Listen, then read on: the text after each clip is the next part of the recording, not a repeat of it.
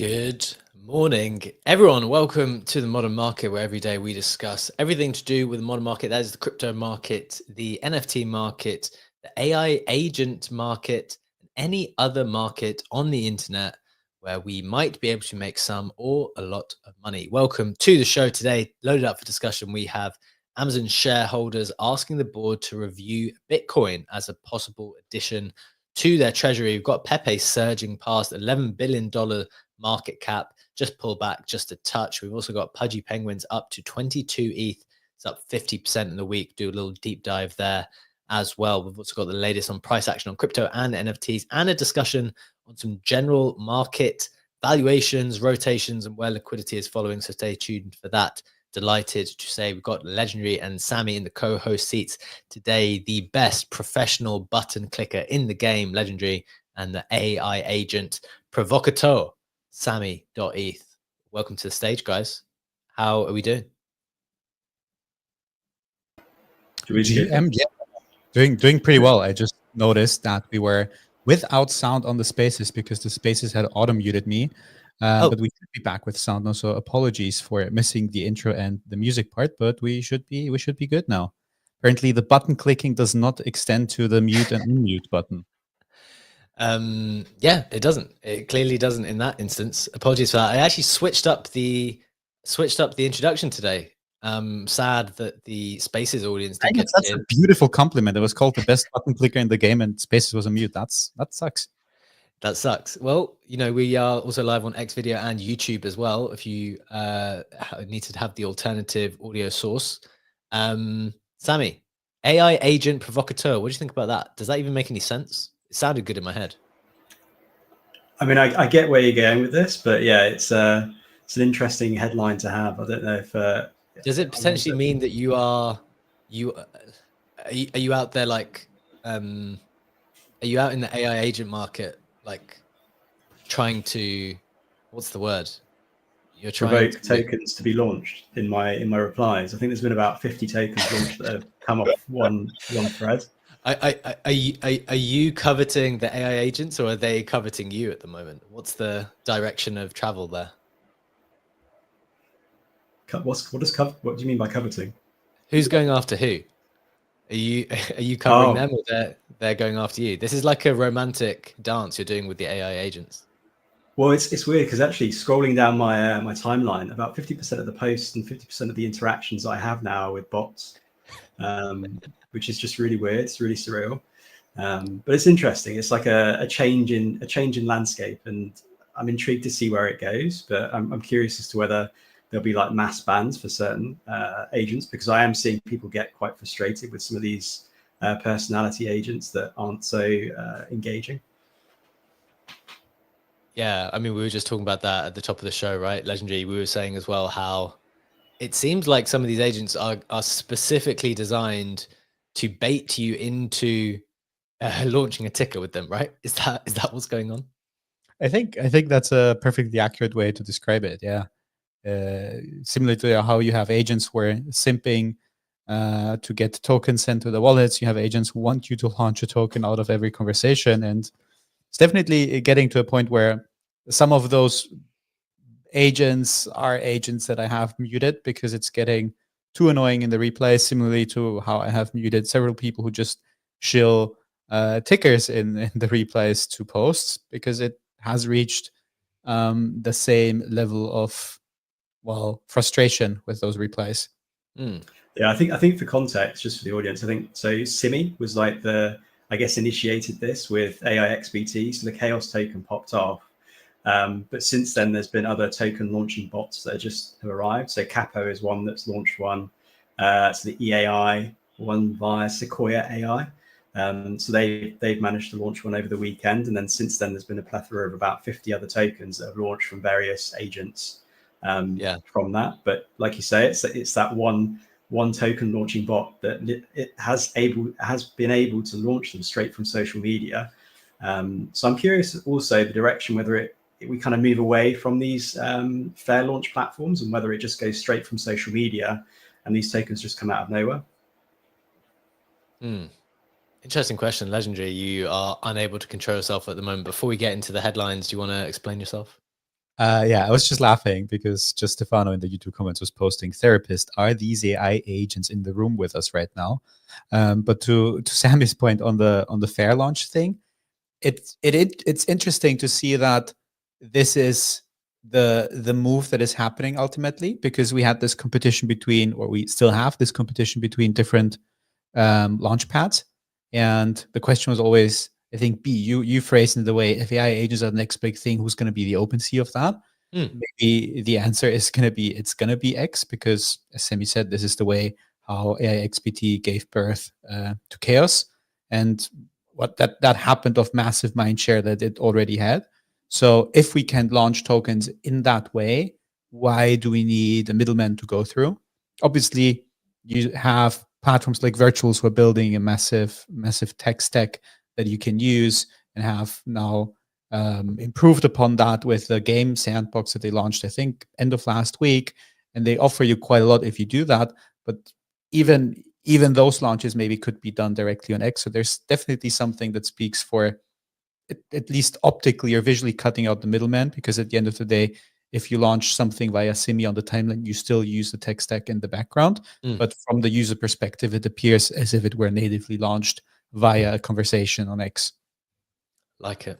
Okay. Well, nice to touch in with the AI agent stuff, because it's kind of cooled down a little bit over the weekend, and we're not going to be speaking about it as much through the course of today's show, but nice to touch in with that over there. Let's get into the main price action and the headlines to get everyone up to speed with what's been happening in the last 24 hours and over the weekend. We've got Bitcoin down just 1%, around 98.3K. We have ETH down a few percent, back to 3.8K, did go over 4K over the weekend. And Solana's down a few percent also to $226. Just checking in on the meme side of things. We have everything's a little bit red, actually. Doge is down 6% to back down to 42 cents. SHIB's down 7%. Pepe's down a couple of percent too, although Pepe was up big over the weekend. Remember, went past 11 bill for the first time. WIF's also down 10%, back to 3.3. Bonk's down 6. MOG is flat. MOG is up 66% on the week. That really, the buying on MOG really was aggressive as after it was listed on Coinbase. Popcat's down 12, Peanuts down 11. So very much kind of red day on the past 24 hours, although on the 7 days for a lot of these memes, they are up. Getting into the main headlines themselves, we have Amazon shareholders asking the board to review Bitcoin as possible addition to Treasury. I think Sam's going to be sharing some details on that in just a little bit. Pepe surging to $11 billion market cap before a little bit of a pullback. And Pudgy Penguins up to 22 ETH, up 50% on the week. Little Pudgies are also up 2.5 ETH, which is up 71% on the week. Some big Pudgy Penguin sales. The Pudgy Man, which I'm showing on screen at the moment, is sold for 50 ETH. And an Etherrock also sold for 235 ETH, something like $900 thousand. Pretty crazy when you start to see the Etherrocks moving again. Big status buy in a bull market. Legendary, let's head over to the NFT side of things to see what's going on there. Yeah, let's take a look. There's been a change in the order of how we do things, because we always go by floor price, and we have to start with Pudgies first. As you said, Pudgies at 22.19 ETH, up 7% over the day. Also, as you said, up 50% over last week. Kind of put out this post over the weekend saying that the median house price in the US is now 4.3 Pudgies. I think right now it's at 4.1 Pudgies. Quite insane to think about that movement. Moving on to the Bored Apes, they're down 1.3%. Still in reach of the 20 ETH floor, 19.69 ETH floor for them. The overall correction over the last 7 days is up to 14.5%. Then the next change, Azukis are now ahead again of Miladys and Remilios. Azuki's at a 7 ETH floor, down 1% over the last day, up 20% over the last 7 days.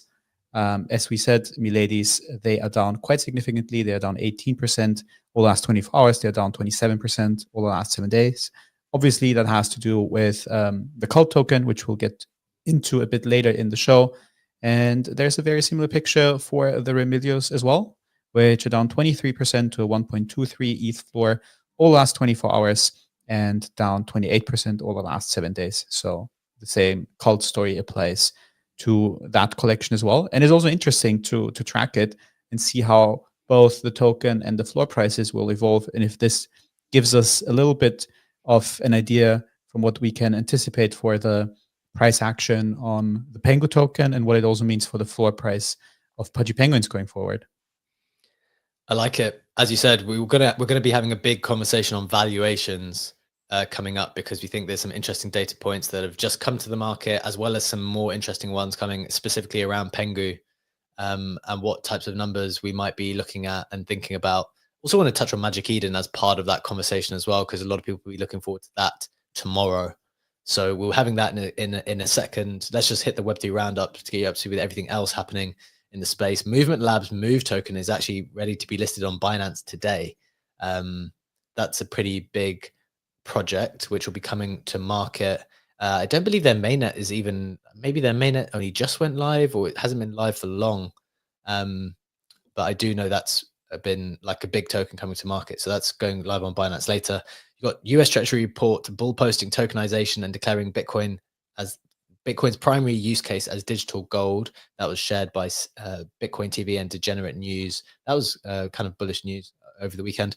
Milady's cult coin settles at around $600 million market cap. I think it's almost up to 700 now. Started a little bit higher than that.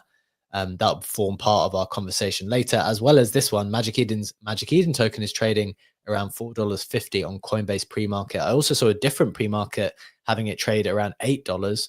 But you know, we've made this point about pre-market prices before. There's often not enough volume to justify these numbers. Coinbase market probably more so. Maybe some alt markets, maybe less so. We'll talk about that in a little bit more detail. Meme coins, Chill Guy, Peanut, Bonk, and Pepe were acknowledged in Financial Times article. Shout out to Confusion, who also commented on my post this morning, saying they actually wrote another article on the back of this because it got so much engagement. I think the mainstream media are going to realize one of the greatest values of crypto and crypto attention is that if you write about it, you will get better engagement. Absolutely guaranteed. So expect more meme coin articles from the establishment. Sushi Labs announced bold new plans to build multiple new products. Many people might not even know Sushi or completely forgotten about Sushi. Sushi was one of the main dexes I used to use back in 2021 when I first came into the space. Completely disappeared off the planet. Well, they didn't literally disappear, but definitely off people's radars.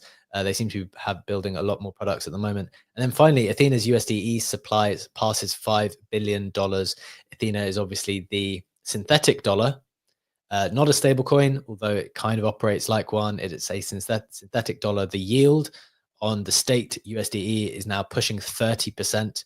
This is why so many people are piling into Athena's USDE. You then stake it, and then you get access to that yield. So that is that. Legendary, that's the roundup. Before we get into the main bits of news today and the main conversation around valuations, any other bits of news that's catching your attention here? It's quite interesting to observe how the traditional media seems to be struggling a bit with where to go with crypto coverage.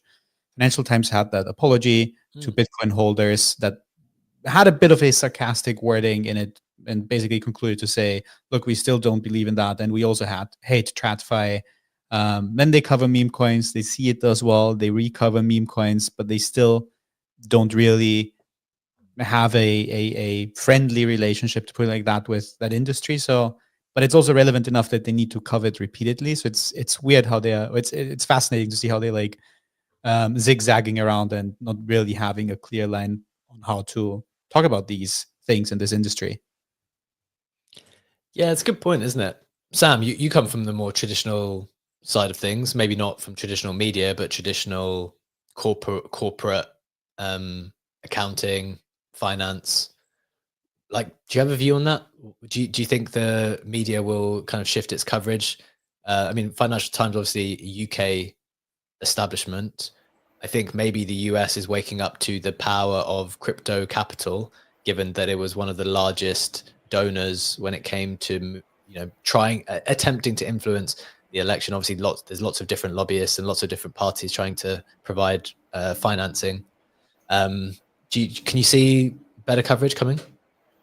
Yeah, I think, I mean, I actually caught up with some mates yesterday, and I was surprised to hear them talking about meme coins. And they'd never spoken about that before, and they're in banking. And I think I was surprised by the level of knowledge that they had around that. Like they referenced the pump fund site, and I just didn't really realize the breadth that had kind of got through these like traditional media outlets. So I think obviously maybe they're just reading your newsletter. I don't think I covered it too much in there, so that's why I was probably a little bit surprised. But I think that to me, it makes me realize, okay, well, maybe traditional media are realizing that these traditional finance guys are actually interested in finding more about it. Hence why it's got reference to the Chill Guy and some other meme coins in there. But also something else that happened in the past 24 hours was Fartcoin pumped like 50%, or maybe even higher, maybe 70%, so about over 300 mil market cap. And there's speculation there that that's kind of like a boomer joke mentality. It's easy to grasp, easy to grasp. So there are people that are kind of speculating, okay, well, what would appeal to people outside of our crypto bubble that's kind of relatable, it's understandable. And just for context, so Fartcoin is kind of like associated with GOAT, and Mark Andreessen, who's A16Z, kind of endorsed that through Truth Terminal. So there's kind of that connection there. And I think there's that link where people are starting to think, okay, well, if traditional finance and traditional media is coming into the space, what would they find interesting to cover? And Fartcoin's just like, if people are plowing multi-millions into that, that could be seen as a potential top signal to then cover it on these traditional media. People then plow. It's kind of like a self-perpetuating flywheel where if they cover it, more interest will come in. It'll probably consolidate into those particular memes. So that's just something that I'm kind of observing and trying to get a sense as to where people are kind of forecasting traditional media and finance will come into the space. Yeah, interesting point. I'm quite bearish on traditional media's ability. Like I'm not certain that type of traditional media might move the needle when it comes to our coins. I do think the TikTok generation are very willing participants. But then what was most interesting, and I think this was a harsh realization for a lot of people when Chill Guy happened, is that they're not like, I don't think that they are in any way interested in like some niche crypto coin like Cult, for example. Like everyone else is not going to come to buy Cult. I think Cult will still have tremendous value because it's very, very valued by crypto natives, and crypto natives can kind of create that value and maintain that value. But if other people are going to come in, I don't think they're buying the more crypto native stuff. Having said that, PEPE is absolutely surging. PEPE went past 11 billion, and there was this very very interesting tweet by Andrew Kang. I'm going to just pull it up because I think I want to get the details specifically correct, so that I can explain what he thought was happening. We're going to share the screen here for the people who are watching in. He said this. Someone else had actually tweeted, Plasma had tweeted, it's been 20 days since Robinhood app listed PEPE, and they already hold 2.5% of the PEPE supply. This was Andrew Kang's comment on top of it. This is the equivalent of $50 billion of Bitcoin being bought over 3 weeks. Retail is lifting a significant amount of meme coins off the market. So I don't know. I'm kind of contradicting myself when I'm talking out loud here. On the one hand, I'm saying, look, they're not going to come and buy the more niche internet memes that we've been holding and might be bag holding for like 6 months, thinking that they're going to buy as soon as they go to centralized exchanges. When actually it looks like, look, this Robinhood as an app, maybe Moonshot as an app. I think Moonshot is maybe far less significant when it comes to this, but you know, it seems to be driving a lot of volume towards something like PEPE, which might be maybe a meme that has broken out of our environment. Legendary, want to come to you for a reflection there, then want to talk some more on valuations.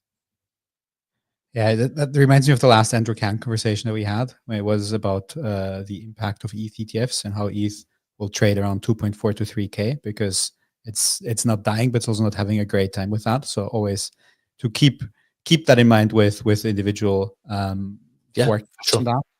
In terms of the point that you also made on the mind share, though, wanted to go back to that first, because you said you don't necessarily see the traditional media mind share being that relevant for the mind share in Web3. I'd like partially I agree with that, But we also love to share the Web2 stories in Web3 and like kind of blow them up. That happened with Fartcoin when there was this Reddit post around someone saying that they put all the money in Fartcoin, yada yada, and this hot air rises meme emerged. And if you actually look at the mindshare for memes specifically over the last 24 hours, Fartcoin is very strong at 5.6% mindshare. It's just a touch under Pepe's mindshare, and it's way ahead of many other memes like Mog, Zerebro, Doge, etc. But also to that point where you're absolutely right is that this doesn't reflect necessarily the mindshare for Cult, which, as you said, is significant and launched incredibly at an incredibly high FTV, but which is not really reflected in the mind share of the overall crypto Twitter. It's definitely more limited, well, to the Miladys and Remilio adjacent cult. However, with Fartcoin, we did love to kind of blow that up and gave that a significant mind share in CryptoX as well. So it's interesting to see how those things work, that while you don't have this strength of traditional media in Web3, we still love to pick it up and basically turn that into a flywheel that then gives it more mind share than it otherwise would have gotten. Okay. Yeah, I think that's fair. Sam, any reflections here before we talk some more valuations? I don't know. Sometimes I just think this space is quite ridiculous. Like, we're literally doing analysis on Fartcoin. It's just like, if I'm just thinking, like, from a media perspective, if you've got people that aren't in this bubble that kind of clock into this and watch us talking like logically about Fartcoin, it just strikes me as maybe we are in a little bit of a bubble. But I do think that it needs to have that universal appeal. So I do agree with you from that perspective, and that's why I think memes like Fwog, like, it's got a really good artist. Like, I think stuff like that, just, it strikes me as something that could break out of this bubble. Chill Guy is obviously a universal meme. Mudeng's like a universal like meme to an extent. Like, I think those kind of things, just, they interest me more from a universally acceptable perspective where people just get it. Yeah, so I mean, I like the fact that you're going to have cult tokens, whether it's cult, whether it's wrecked, you can have strong communities, but I don't necessarily think that you get that kind of blowout of our particular bubble the same way that some of these other coins would. Okay, I think that is very fair. Let's go to one now where we expect some type of blowout, I think. Appreciate the conversation's a little bit disjointed today because we're kind of looking at different valuations, trying to compare different things. Going to try and tie it a little bit together here as we discuss Pengu and different valuations and how it might relate to that. Try and get a sense of like where we think these things are going to come out at. I wrote this post earlier today, showing it on screen for people who are watching in. I said data points for Pengu predictions, just taking stock of where we are. So Doge is currently sitting at a $63 billion market cap. Obviously, that is the top meme. Not saying Pengu is going to get there, but that is the top meme for reference. Luca talks a lot about wanting to be number one, not necessarily in terms of memes, in terms of Pudgy Penguins being the best. So that's why I referenced the top meme. Got PEPE, which is, I think, the next, at least this cycle's top meme, right? This cycle's top meme so far has been PEPE. Broke out above 11 billion yesterday, just pulled back a touch to 10.5 when I wrote this post. And you've got something like Cult, which, you know, is very, I've included in this post as like a very recent reflection of where the market values something, which is clearly very valuable because this crypto Twitter values the Milady community and will value Cult, and that's like the latest way that the market has priced a token coming out at 670 million. I don't know if it's just a touch higher now. Let me just check. I've got the chart here. Yeah, we're at 688. So that's where that's at. So the things to note about Pengu is that 70% of it is going to be liquid. We've spoken about this multiple times on the show, right? How we have seen how both with Hyperliquid going super liquid at the beginning with a lot of the supply put onto the market straight away. You've also had, Sammy, you just mentioned Rekt deciding to go with much of its supply just out there straight away into the market, meme coin style, just go completely liquid. So in this case, we have 70% that's going to be liquid. I think so 50% of the token is going to be going to the Pudgy community and other communities. So that will be liquid. You've got 12.5% in liquidity, and then you've got a little bit held back for proliferation. So it's not fully 70%.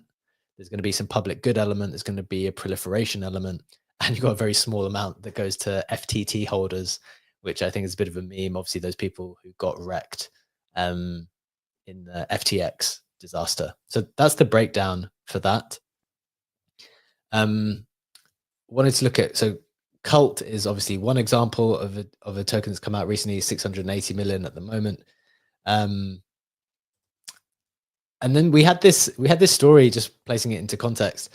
Legendary, I might play this clip actually from the show the other day. We did a clip of it where you referenced the GCR post. I just want to play that again because I think that's such a, like, I don't know. It's the prophecy. Is this not why they've been talking about the prophecy? For the people who don't know, I'm just going to play it here, and we'll see how we go. Let me try to find it.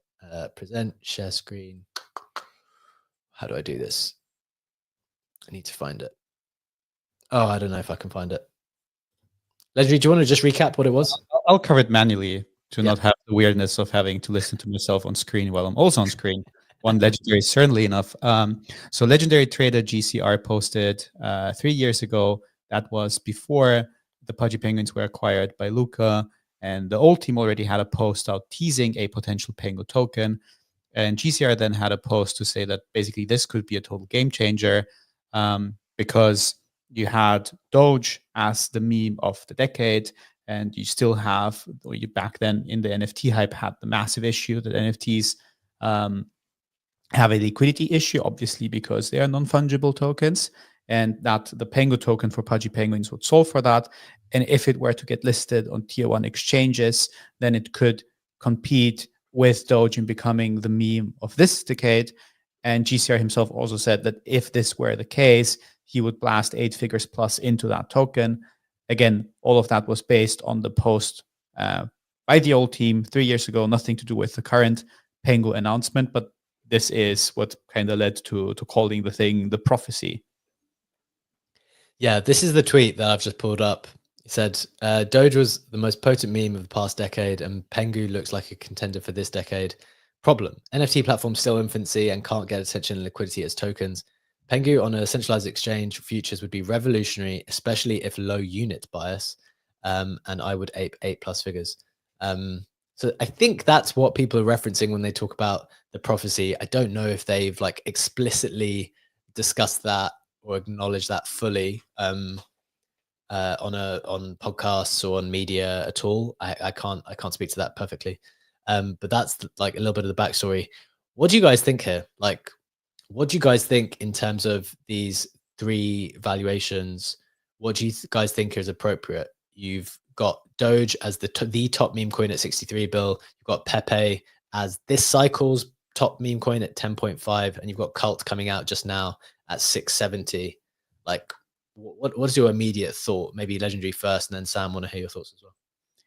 Yeah, I mean, we had a bit of the price discussion on the show on Friday, and I think the adding to that, the interesting point to me will be how the attention that Pudgies have across Giphy translates into token price. We obviously have this figure that has been shared by the team that they have 50 billion views across all socials and Giphy that the Pudgy IP has generated. And I haven't found a stat for Pepe because it's impossible to get that because everyone's generating Pepe memes and there's like no official now. I mean, obviously there's Matt Fury as an artist, but there's like no official Pepe Giphy distribution channel that is as centralized as the Pudgy IP basically. So it's impossible to compare against that. Seeing that now with the additional information that we have, Cult coming out as a obviously relevant like faction within Crypto X, but still way smaller than the Pudgy Penguin mindshare, coming out at 600 mil, at 600 mil, and obviously also not all of that token is fully unlocked. They're still vesting to that as far as I can tell. Makes me think that basically that range that we had discussed for the show on Friday, which was if you compare that to Ape coin versus the Ape floor price, Pudgy's Pengu should trade at around 1.3 billion. And there was also the survey by Whale where quite a few people kind of placed it in that $500 million region. And again, with that additional information of where Cult is trading right now, irrespective of how the unlocks look there, I just don't see a world where Pengu would trade that low. The 1.3 billion, I mean, obviously I'm talking my own bags here. It's quite clear that I hold pudgy penguins just looking at my PFP. The 1.3 billion, I think, also might be conservative. I wouldn't go as high as the pre-markets. I think we've seen the first pre-market launch for that in very low volume, but there it's trading at 8.8 cents, kind of implying a $9 billion ish FTV for that. But I would now be more comfortable to think that this token could run above $2 billion FTV. But once again, it's my own bags that I'm talking about, and none of that is financial advice in any way, shape, or form. Okay, so did you say 1 to 2 in the end? No, I said more than 2. That was the summary of my long monologue. Okay. Yeah, look, I think that's fair. I think that's very fair. Sammy, what in what way? I mean, A, what are your thoughts? And then B, do you think we're running out of time for this stuff? This is the one thing we were actually talking about pre-show as well. Like, it feels like there are a variety of actors in the space that are getting the sense that we're running out of time. Like, if you're going to do something, there just feels like an air of desperation, especially when it comes to these more speculative launches, whether it's to do with AI, whether it's to do with memes. There's a few people that are like trying to get things out there and get it done. Having said that, there are some teams like happy to wait at the moment. Any reflections there? Yeah, I mean, I think there's liquidity in the market at the moment for these things to pump. Just on the social side, from like the Giphy stuff, I just don't know how well that converts to like monetization. Like, you look at TikTok as an example, like it's incredibly hard to monetize on TikTok. And I don't necessarily think, we saw like a bit of a meta come through where TikTok would have stuff advertised for meme coins on there. People would come over, they'd buy the meme coins, but I don't think Giphy has that same pull. So I don't know whether we can add the same weighting to that. Obviously, Twitter is the main mind share of where all crypto stuff happens. So I think that, and Pudgy does have a very good brand. Like, it's well received in the space. Everyone's rallying for it, whether you hold a Pudgy or not. So I think that's definitely going to play into this particular launch. But I don't know, like, I think I could see Pudgy launching sub 1, but rising.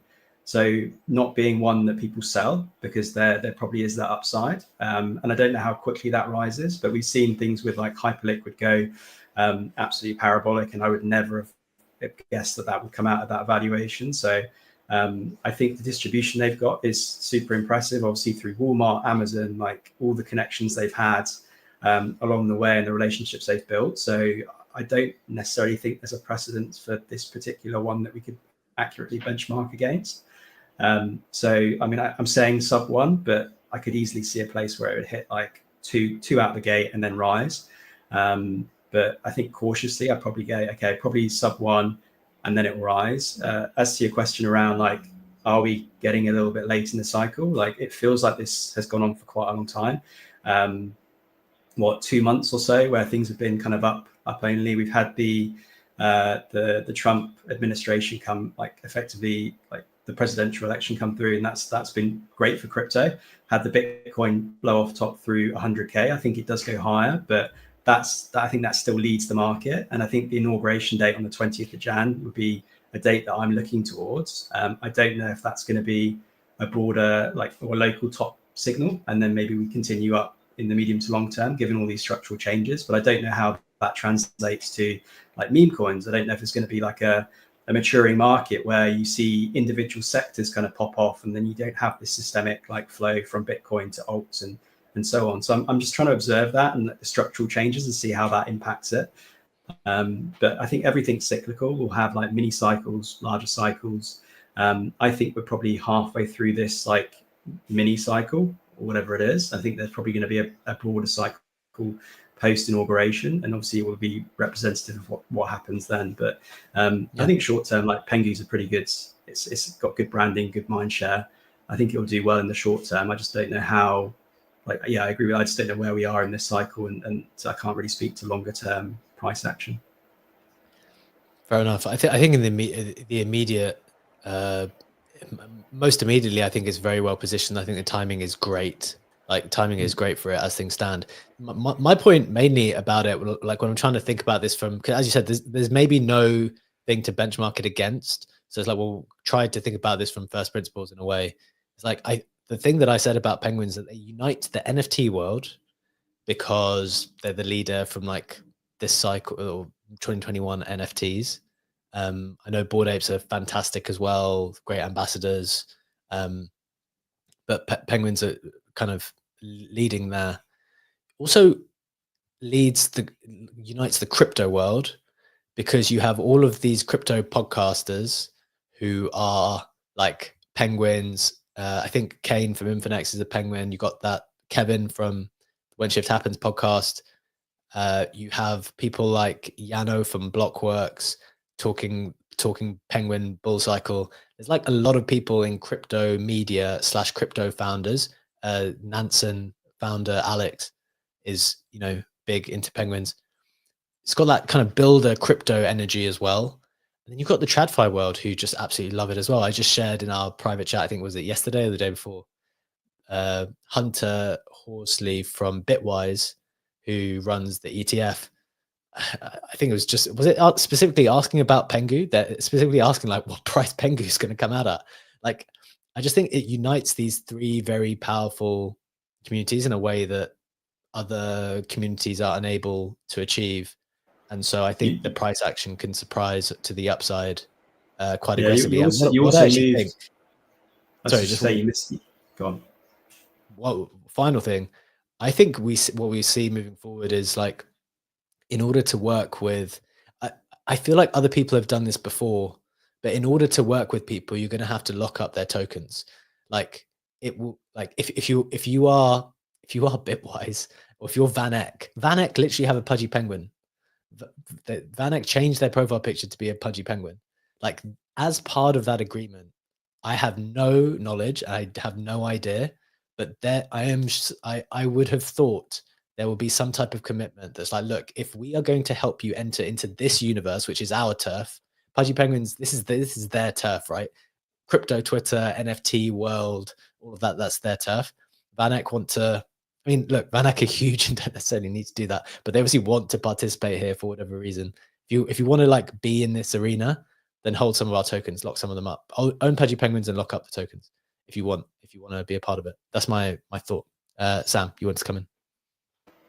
Yeah, super interesting. Actually, I hadn't really thought about the lockup aspect. I just kind of thought, okay, well, at launch it's 70% liquid, but what happens when that supply gets taken off the market? And you could definitely see, and I don't know whether it's like a self-fulfilling prophecy where you've got this like post from GCR back in the day that's making these statements, and everyone's kind of looking towards it and being like, okay, well, let's make this come true. But I agree with you. Like Pudgy's got distribution from obviously the Walmart plushie kind of angle, but also from the media, from the TradFi angle as well. So I could easily see a world where this does become like the chosen token. Yeah, and it'd be interesting to see how it plays out. But I agree with you, like distribution's down pat. I reckon a lot of this gets locked up in different ways. That's just my instinct. Like I think if you want to be, if you want to be in the good books and you're like one of these big holders, I don't think you can just like liquidate all of your tokens. That's my instinctive thought. Legendary, final reflection for you, because we've spoken about this a lot. We've got some other headlines to cover. Final point from you, and then we'll keep it moving. Yeah, two quick very thoughts on that. On the Hunter Horsley post that you mentioned. The question was, what's the best way to describe the upcoming Pengu coin, culture coin, cult coin, community coin, other? It's interesting to see the sentiment there. People like Fred Krueger, the Bitcoin Maxi, being like, "Are you kidding?"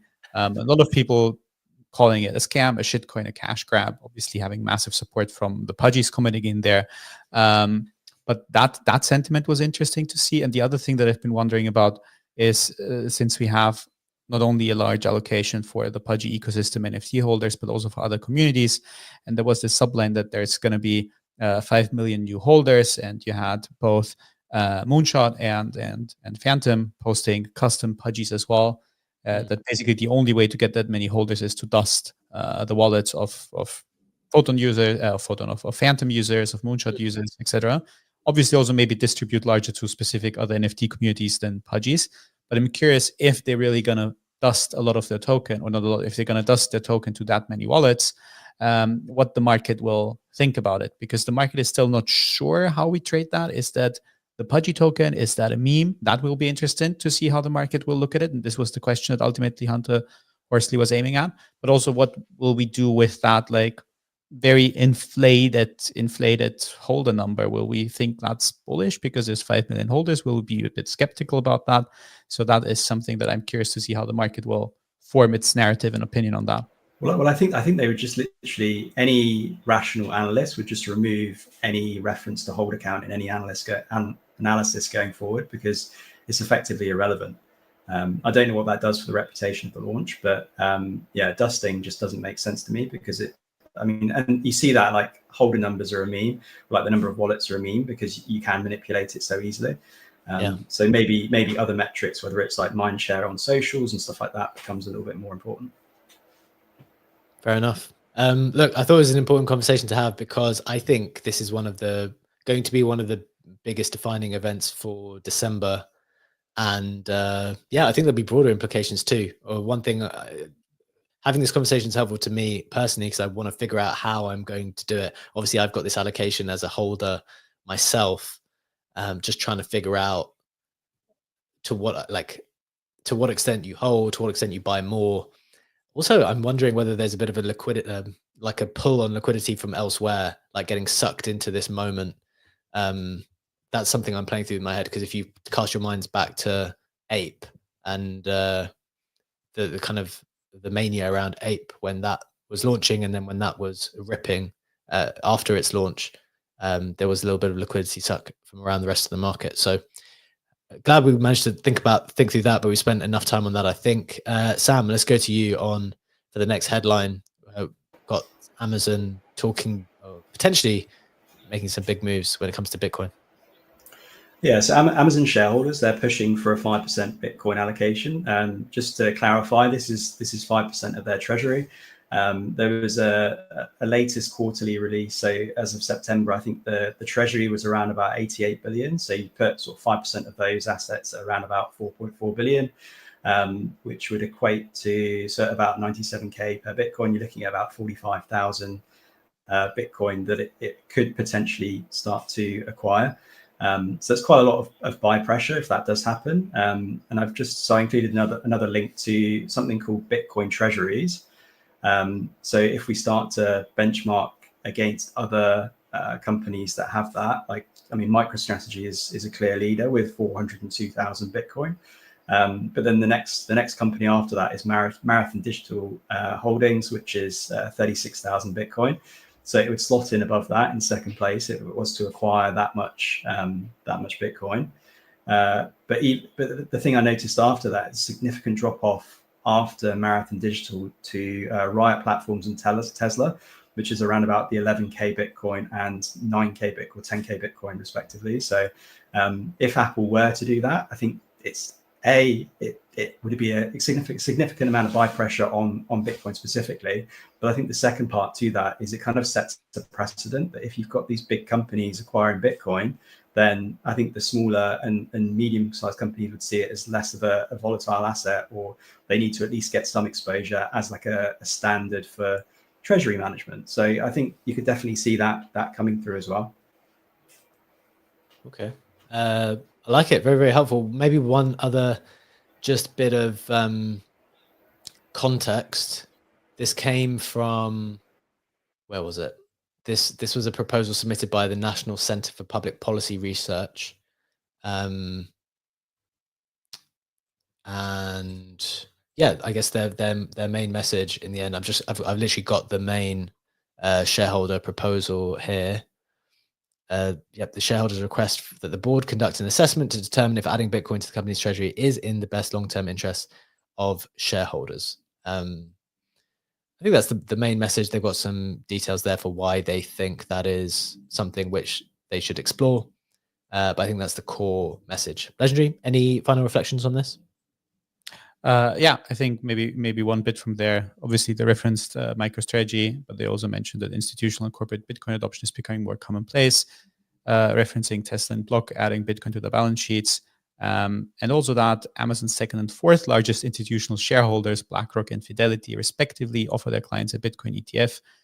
So I found that very interesting to see this being referenced as an additional reason as to why Amazon should be holding BTC as well, because their biggest investors, their biggest institutions are institutions who also are selling a Bitcoin spot ETF. So that line of thought I found very, very interesting, but I'd also be really curious to hear a final comment on that from Funky.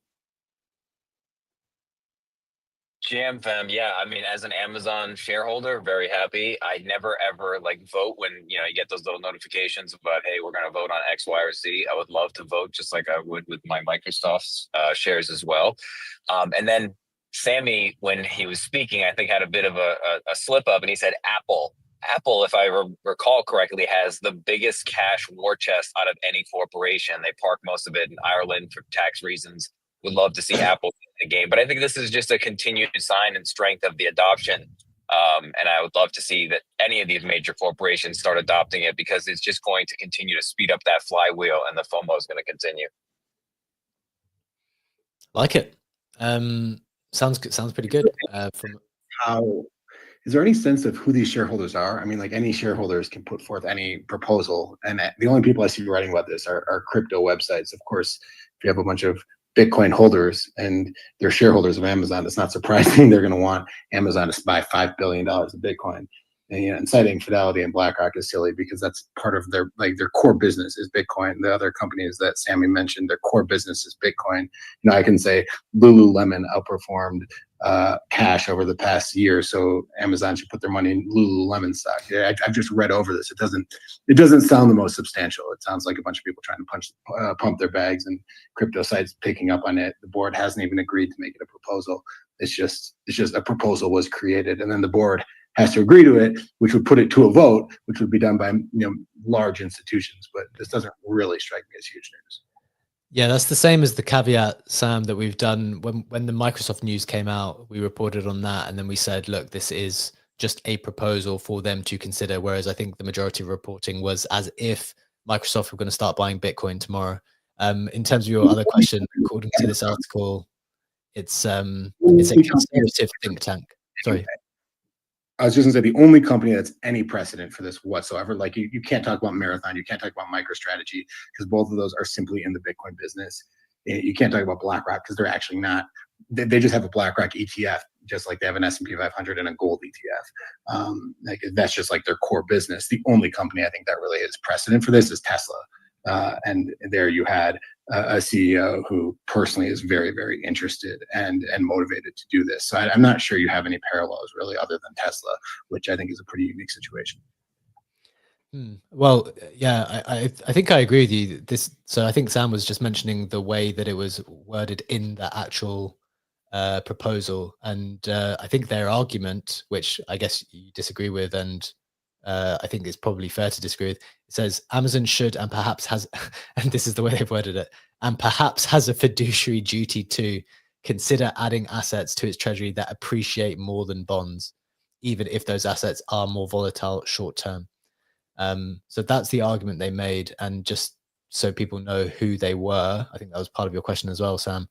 It was shared by a conservative think tank, the National Center for Public Policy Research.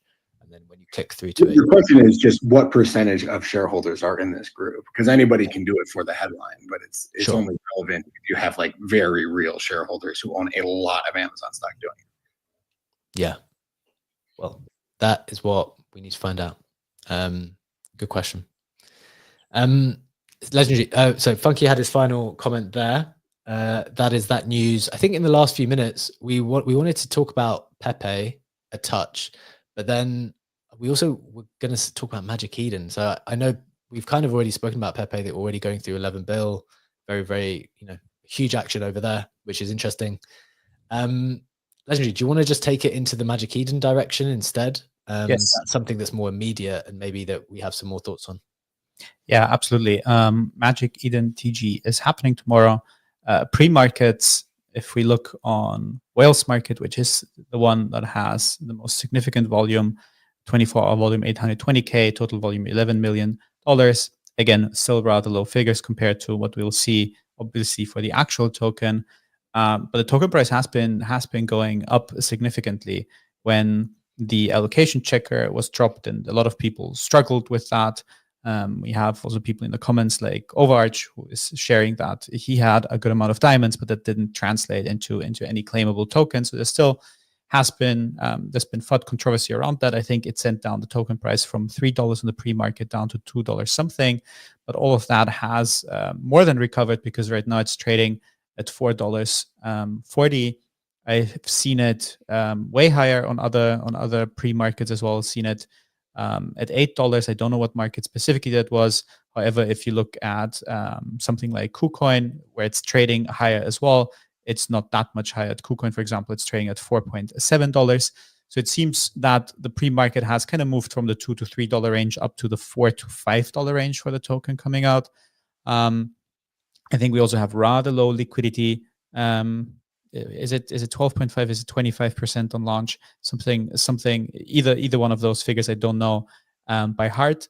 But I think the timeline is making this very strong argument with the market, with the Pudgy Penguin and the general NFT pump and the low liquidity. There's no way that this doesn't get a chart or a traction like Hyperliquid. I think the posts are kind of trying to translate the Hyperliquid hype into what the Magic Eden chart will look like. There's basically quite a few people saying, look, there's going to be a dump once it comes out, but once the dumpers are out, Magic Eden's going to pump this thing straight to $7-8. I don't know. I don't know if I necessarily share this opinion. Two points from me on this, and backed by, I think, helpful information. So the Blur price beforehand, for me, there are two comparables in this universe, although I'll give a caveat to that in a second. On the one hand, you've got Blur, which was obviously the prime Ethereum NFT marketplace for quite some time. Nowadays, its FDV is 1.1 billion. This is, maybe this is quite significantly down for what it used to be. So maybe at its top, it was about a 4x from here, roughly. I'm just looking at the charts there. So maybe it was 4 to 5 when that came out of the gate. Again, I'm not looking at this perfectly because I don't have the numbers exactly. And then Tensor on the Solana side, which I would argue is probably never achieved the heights of of Blur's valuation. That appears to be the case. So that is currently trading at a 720 FDV and was as high as maybe 2 when it came out, maybe just beneath 2. So that was like 2 bill. So 2 bill on the Tensor side, maybe 4 to 5 on the Blur side at the top. And I think it's pretty wishful thinking to think that this would be any higher than 4 to 5, which is where it is currently trading. The only argument I've seen, which could be like a different angle for this, is if people were to push that this is like the Uniswap for Bitcoin. I saw this. I don't even know if this post got a lot of traction, but I saw that argument. And the truth is, I genuinely, when I'm swapping from, I don't know, USDC on ETH, if I want to swap USDC on ETH, I will go to my Magic Eden wallet and swap. And if I want Bitcoin, that is how I will do it. And I know that they're trying to make runes more liquid and make you able to swap on them better. I don't know if that's fully functional yet, but because beforehand runes were very, very difficult to trade. If there was some type of way to make it more like a broader Uniswap, which I think is part of their goal as well. They don't just want to be a place where you can trade NFTs. They want to be your everything app where you can trade all of these digital assets. That I can see being more valuable. That changes your valuation from an NFT / ordinal marketplace to a much bigger financial hub. So that is my question mark, whether that can be something they communicate better. But as things stand at 4 to 5, that would be an instant sell for me, probably. Thoughts, guys? I think short term, ultimately, a lot of these people that are looking to this airdrop, I don't know who the buyer would be unless they're buying it with the view to sell it at a higher price, because I don't really know what the actual use for this token will be until I don't know if we have those details, whether it's going to be some sort of discount on any fees that get turned on the marketplace, or whether there's an actual like infer future economic benefits from holding that token. Like it doesn't make sense to me that, and I don't know, maybe it's just me mid-curving it, but I think that unless I have that information, I don't know who the buyer is going to be, outside of just speculative gain. By the way, I think it's a good product. Like, I actually think Magic Eden's quite good. Like, I think they've done a really, really good job at like trying to really think of how hard that job is to get people trading ordinals and runes effectively on Bitcoin. Like, Bitcoin is not straightforward to transact on, and they've managed to do like a decent job. So this is not to say, yeah, this is not bearish on them as such. It's just like trying to find a realistic valuation for them. I think 4 to 5 is pretty positive, to be honest. Legendary. Final thoughts before we close out. Run a couple of minutes over. Thoughts? Yeah, I mean, I agree with everything the two of you have said. I haven't thought about that, like broader positioning in the Uniswap of Bitcoin landscape. Obviously, if you then have fee switches being turned on, and that could become a thing in the future, that could be a whole different narrative for the token. But as you say, in the short term, I'd be very surprised to see it at $8, but I could also be terribly wrong about that. But I guess we'll find out tomorrow at 9 a.m. Eastern time. So basically our show at 7 a.m. Eastern time. Then after our show, only 1 more hour to wait. And then we're going to see what the token actually will do. Love it.